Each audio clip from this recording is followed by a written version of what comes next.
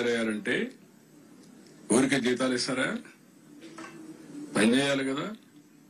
ప్రతి ఒక్కసారి కేంద్రం రాష్ట్రం డబ్బులు ఇస్తుందా? మీరు కూడా గుర్తుపెట్టుకోవాలి, పని చేయాలి. పని చేయకపోతే ఎన్నిసార్లు గవర్నమెంట్ ఎక్కడైనా డబ్బులు తెచ్చిస్తామండి? ఇది ట్యాక్స్ పేయర్స్ మనీ కదా. ఇది ఎఫిషియన్సీ ఉండాల్సిన పని లేదా? ఆంధ్రుల హక్కు, విశాఖ ఉక్కు. మనం పని చేయకుండా దాన్ని వైట్ ఎలిఫెంట్ మారి పెట్టుకుని కూర్చుంటారు ఇంట్లో. పని చేయించాలి, మనం కూడా పని చేయాలి. కష్టపడక్కర్లేదు. దాన్ని సిస్టమేటిక్ గా రన్ చేసి ప్రొఫెషనల్ గా రన్ చేస్తే అది వైబుల్ అవుతుంది ఆటోమేటిక్ గా. కాబట్టి నువ్వు కూడా ఎంతో పైన ఏమి అన్సెటిల్మెంట్ ఉంది దాంట్లో? ఎవరు చెప్పారయ్యా నీకు? ఎవడు చెప్పాడు? బుద్ధి ఉండాలి. ఏం తీసుకోవాలి? ఏం తీసుకుంటారు? 12,000 కోట్లు ఇస్తే ఏం తీసుకుంటారు? నీకు వచ్చి మీ ఇంటికి వచ్చి చెప్పాలా? నేను ప్రైవేటైజ్ చేయని ఎన్ని గంటలు చెప్పాలి? తమాషాగా ఉంది మీకు. నేను కూడా చూస్తున్నాను కొంతమందిని కావాలని ఏదో కలబెడతానే ఉండాలని కలబెడతా ఉంటారు. వాళ్ళకి ఏం పని లేదు. మొన్న ఇదే మరి నాకు అక్కడ ఒకటి జరిగింది. ఏ ఇండస్ట్రీ రానివ్వకుండా చేస్తే కెమికల్ ఫ్యాక్టరీలో పీడీ కింద పెట్టినాక అన్ని సెట్ అయిపోయినాయి. ఎత్తపై లోపలేస్తే ఇంక డిస్టర్బెన్సీ లేదు. అన్ని ఇండస్ట్రీస్ బాగున్నాయి, రాష్ట్రం కూడా బాగుంది. మీరు కూడా ఇవన్నీ గుర్తుపెట్టుకోవాలి. ఇది మొన్న సిఐ ప్రెస్ మీట్లో చంద్రబాబు నాయుడు గారు ఎన్నికల తర్వాత, అంటే సుమారు 2 సంవత్సరాలు అయింది వీళ్ళు అధికారంలోకి వచ్చాక, విశాఖ స్టీల్ ప్లాంట్ గురించి వైట్ ఎలిఫెంట్ థియరీ అని చెప్పి ఏ విధంగా మాట్లాడారో చూద్దాము. ఎన్నికల ముందు ఇదే చంద్రబాబు నాయుడు గారు ఏం మాట్లాడారు కూడా ఒకసారి చూద్దాం ప్లీజ్. నేను అడుగుతున్నా, విశాఖపట్నం ఆత్మను అమ్మితే మీరు ఉపేక్షిస్తారా తమ్ముళ్ళు అని అడుగుతున్నా.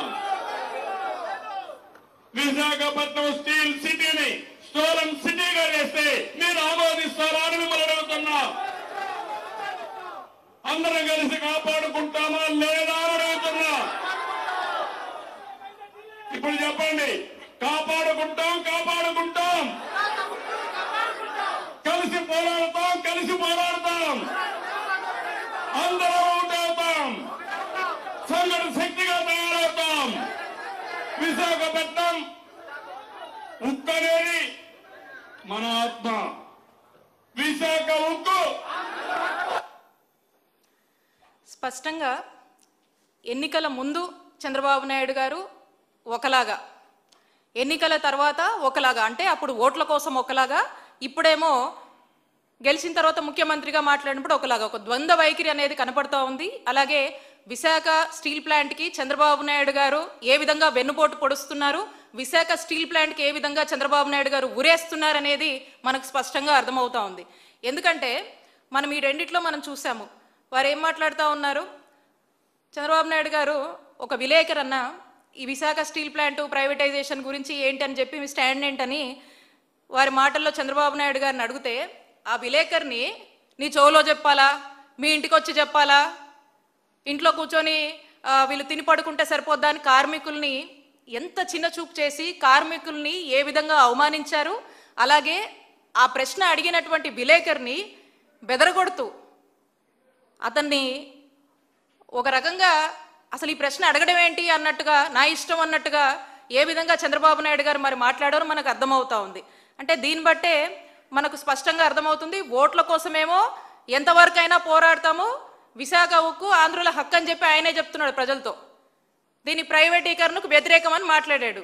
ఇప్పుడు వచ్చేసి మరొక వైట్ ఎలిఫెంట్ థియరీ అని చెప్పేసి మళ్ళీ దాన్ని ప్రైవేటైజేషనే తన అభిప్రాయంగా ఒక థియరీని తీసుకొచ్చి దాన్ని ఈ విధంగా మాట్లాడుతూ ఇవే ఆయుధాలు కేంద్రానికి అందిస్తున్నాడు. అంటే చంద్రబాబు నాయుడు గారే ఈ విశాఖ స్టీల్ ప్లాంట్కి ఉరేస్తూ మరి ఆ ఉరితాడిని ఆయుధంగా కేంద్ర ప్రభుత్వానికి అందజేస్తూ ఇక మీరు లాగండి చచ్చిపోద్ది ఈ విశాఖ స్టీల్ ప్లాంట్ అని చెప్పకనే చెప్తా ఉన్నాడు. అదే ఈ వైట్ ఎలిఫెంట్ థియరీగా మనకు అర్థమవుతా ఉంది. మీరు చూసినట్టయితే మా నాయకుడు జగన్మోహన్ రెడ్డి గారు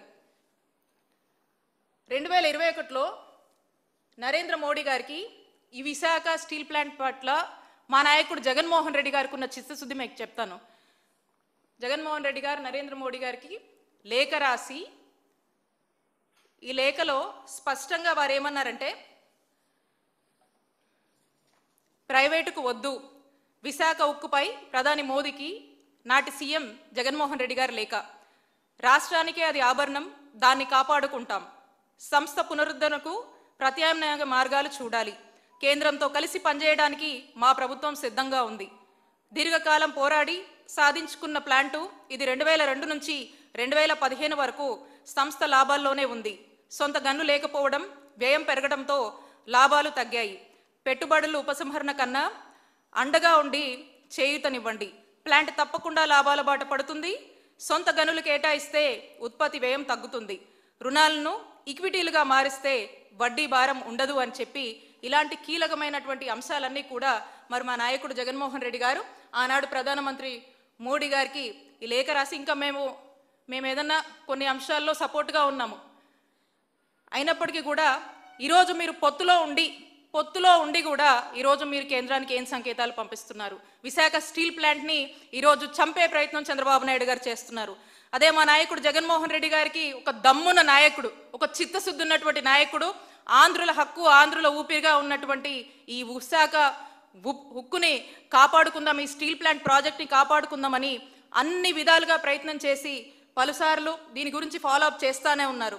అలాగే అంతేకాదు, ఈ లేఖనే కాదు, ప్రధాని మోడీ గారు వచ్చినప్పుడు విశాఖలో జరిగినటువంటి ఒక సభలో కూడా ఈ వైజాగ్ స్టీల్ ప్లాంట్ని ప్రైవేటీకరించొద్దని, ఆ విషయంలో తన యొక్క రిక్వెస్ట్ని సానుకూలంగా స్పందించాలని కోరారు. అలాగే తమకు రాష్ట్ర ప్రయోజనాలే ముఖ్యమని జగన్మోహన్ రెడ్డి గారు ఆ సభలో కూడా చెప్పడం జరిగింది.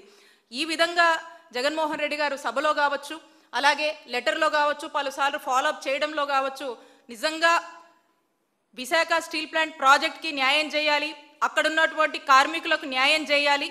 మీరల్లా చేయాల్సిందల్లా ఒక సొంత క్యాప్టివ్ ఐరన్ ఓర్ మైన్ మాకు ఇవ్వండి, సొంత మైన్ ఇవ్వండి, దానివల్ల ఇది బాగుపడుతుందని చెప్పి కూడా రాసినటువంటి పరిస్థితులు మనం చూసాము. ఇది మా నాయకుడు జగన్మోహన్ రెడ్డి గారికి విశాఖ స్టీల్ ప్లాంట్ యొక్క ప్రాజెక్ట్ పట్ల, అక్కడ ఉన్నటువంటి కార్మికుల పట్ల, సమస్యల పట్ల దాన్ని ఎట్టికేలకు కూడా చక్కగా ప్రభుత్వం సపోర్ట్ చేస్తూ నడిపించుకోవాలనేటువంటి ఒక ఉద్దేశంతో మరి చేసినటువంటి ప్రయత్నాలు. మరి ఈ రోజున చూస్తే చంద్రబాబు నాయుడు గారు ఏం మాట్లాడుతున్నారు ఏంటో మనకు